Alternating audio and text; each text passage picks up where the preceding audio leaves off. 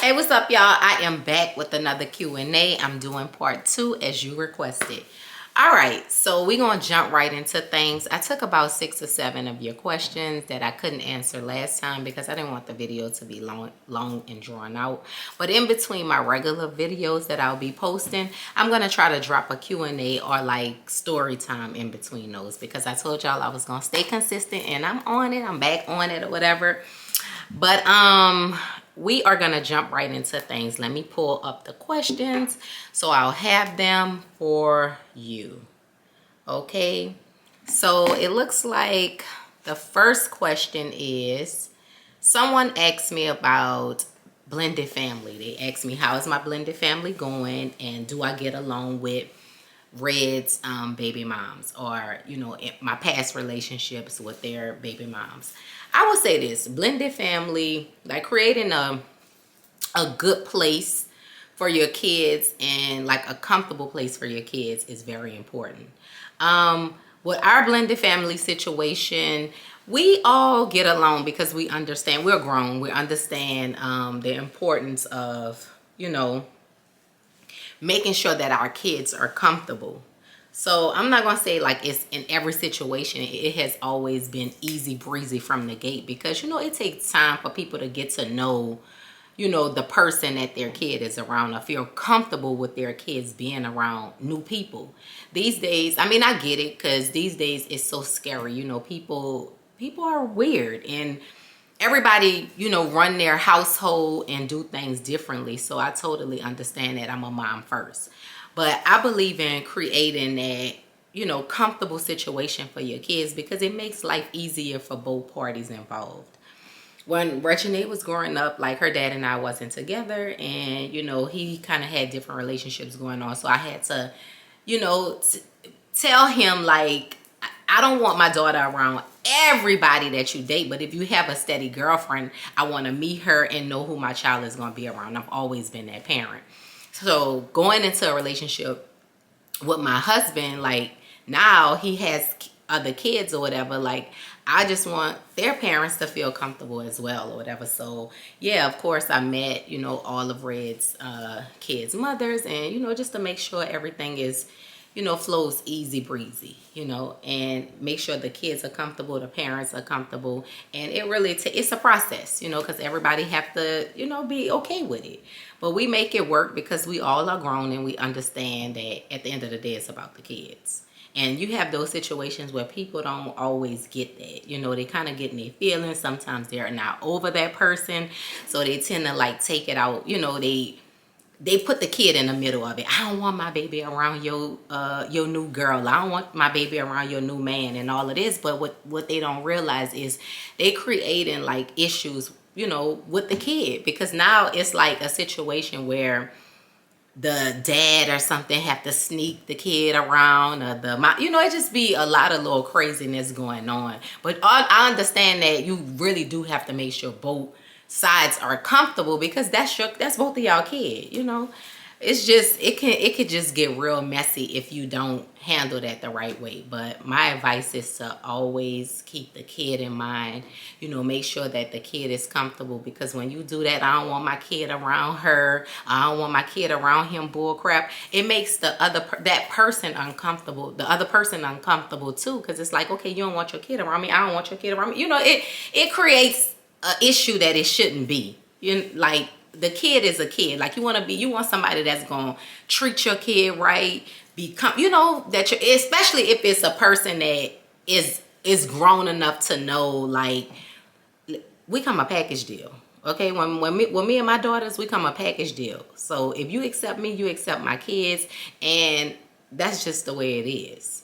But everybody, you gotta, it's a process. It don't happen overnight. You gotta get there, and, you know, people just, it take longer for some to really get it right. But I don't have those issues, thank God. Everything is cool, but, you know, I hear about them all the time. So just one day at a time, I guess. And you gotta do what makes you comfortable, but always remember, when you start to do that craziness, it affects the kid. All right. Second question is, Do you have a lot of friends, and what's considered to be too many friends? I would say this. I'm a girl's girl. I love to have fun and be around like-minded, strong women. Okay, I wouldn't say I have everybody you see me with is like my friend like that, because there's different places for different people. You have friends, you have associates, you have sister friends, you have, different places for different people. But I would say God kind of blessed me in that department because I am surrounded by some real strong, powerful women. We motivate each other, we support each other, and different things, different things like that. And I feel like that's how it's supposed to be. But the one thing that I hate that females do is like, they'll be like, no new friends, and she hang with too many different women. That depends on the individual, because you have some women that are not like a girl's girl, so too many girls is too many for them. So it depends on the person. So I can't tell you what's too many friends for you. All I can say is, what I'm comfortable with. No, everybody is not deserving of the friend title. Everybody do not need that, because everybody do not deserve that. Like I say, it's different places for different people. But it's up to you to see where those people go. I can't give you the answer to that because I don't know your situation in your life. But yeah, I would say, like, hang with women that want to see you win. Women that speak life into you, women that support you, and you be that same friend to the people that's around you. It's like you can know somebody for 20 years, and you can meet somebody tomorrow, and you can like their energy. Y'all could connect, and y'all can have that same relationship that you and the person you met 20 years ago. It all depends on the people. Like, I'm big on energy, so I feel people out. I barely fall out with people. I have friends that's been my friends for years, and I have friends that I've known 6 months, 6 years, like different women. But I love all my friends. I'm blessed with, a powerful, strong group of women.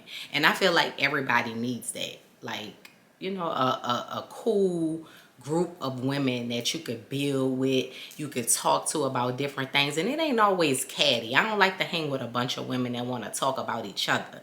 Let's talk about how we could elevate. Let's go see the world together. Let's talk about, I'm having an issue with my kids. Like, give me some advice because you've been through that. Like, I want to be able to learn from my friends and grow with my friends.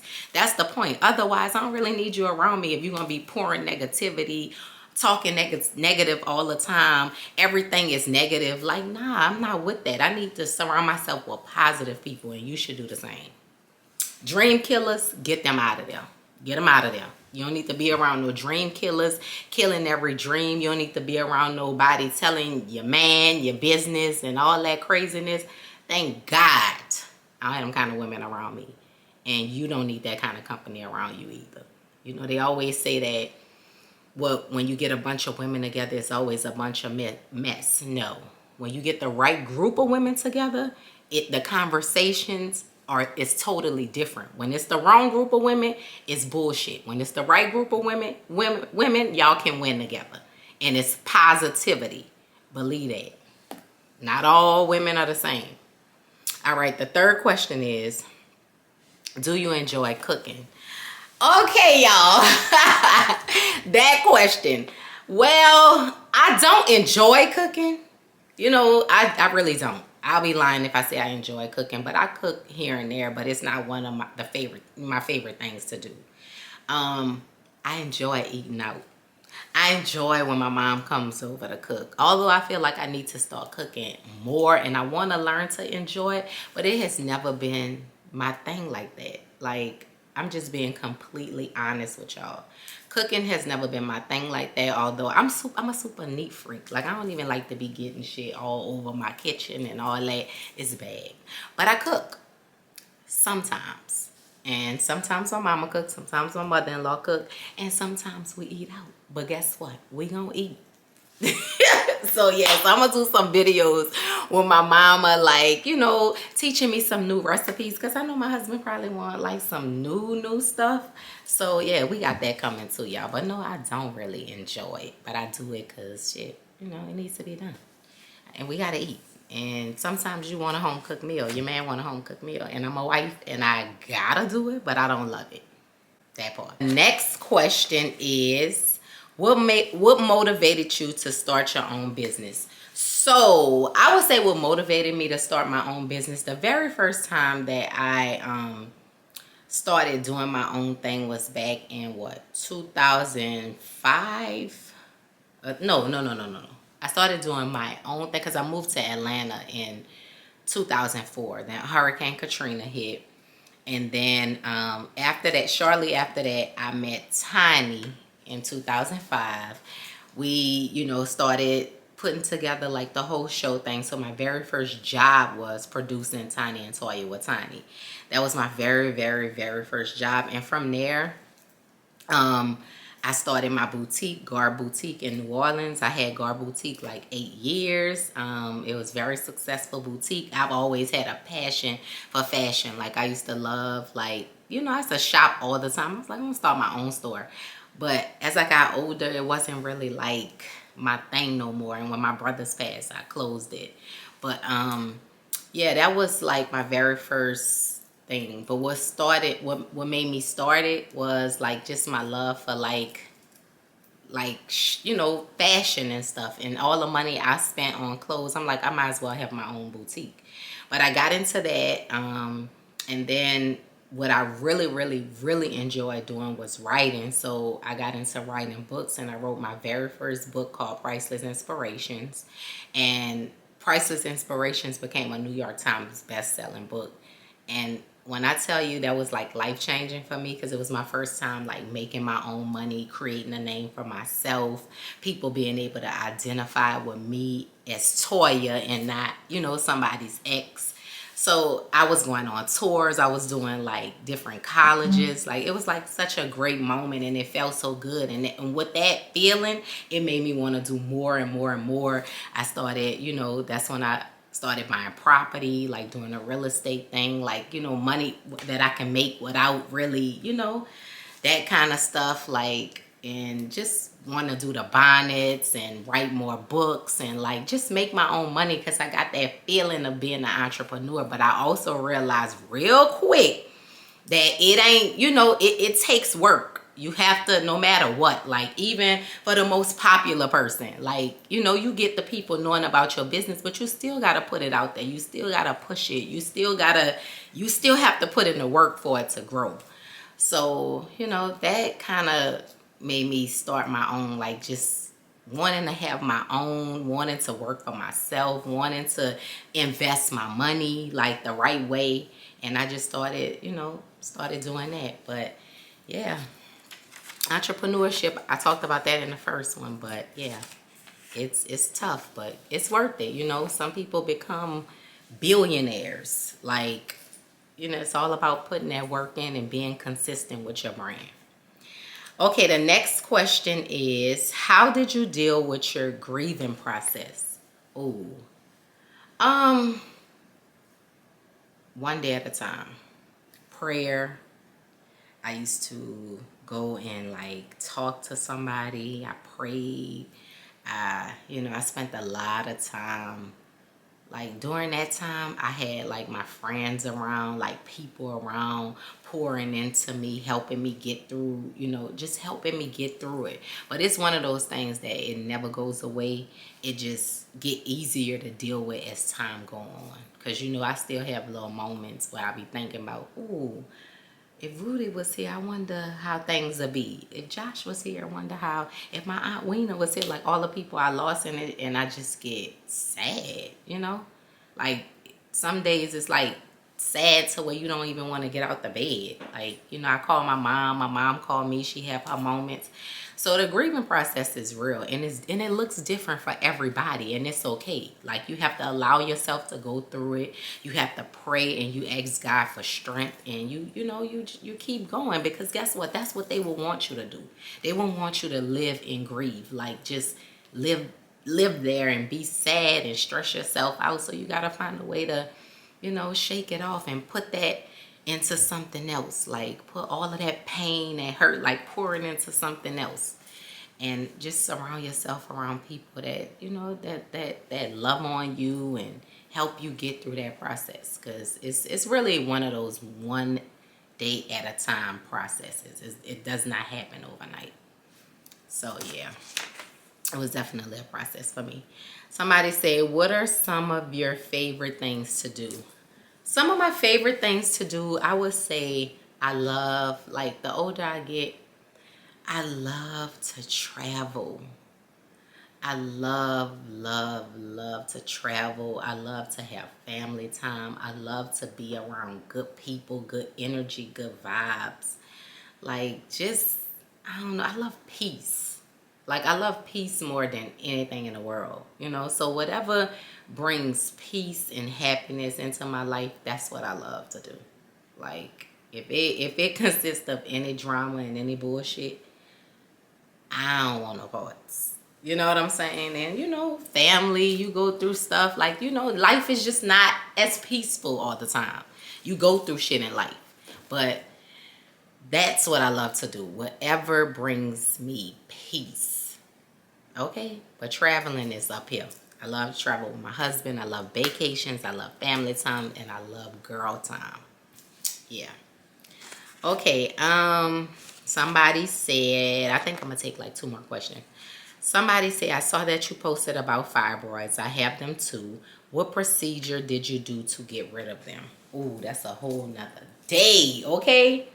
I was diagnosed with fibroids in 2015.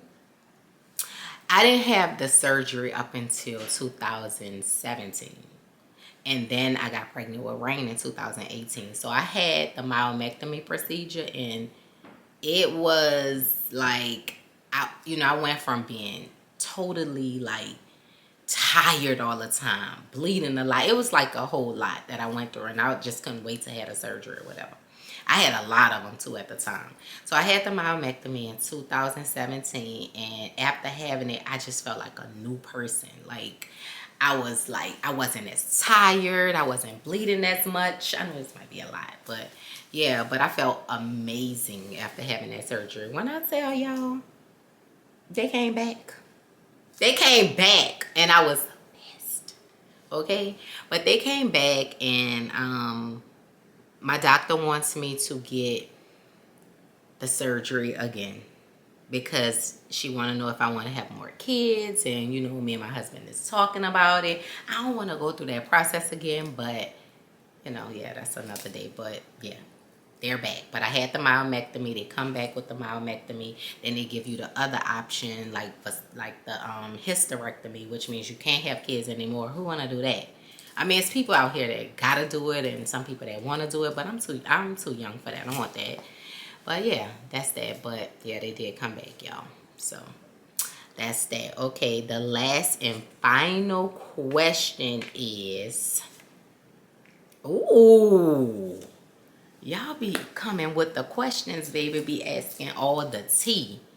They asked me, like, what? I don't know. Like, this question might be a little bit too much, y'all. Okay? That's a whole nother day. Y'all asking me what kind of arguments I have with my husband? Nah, I decline to answer that question. And like, what?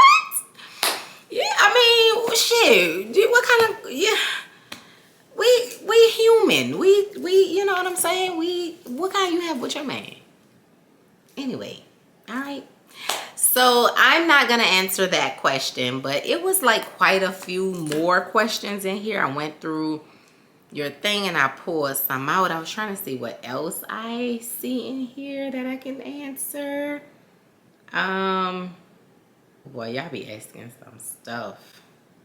Y'all ask, can y'all get a house tour?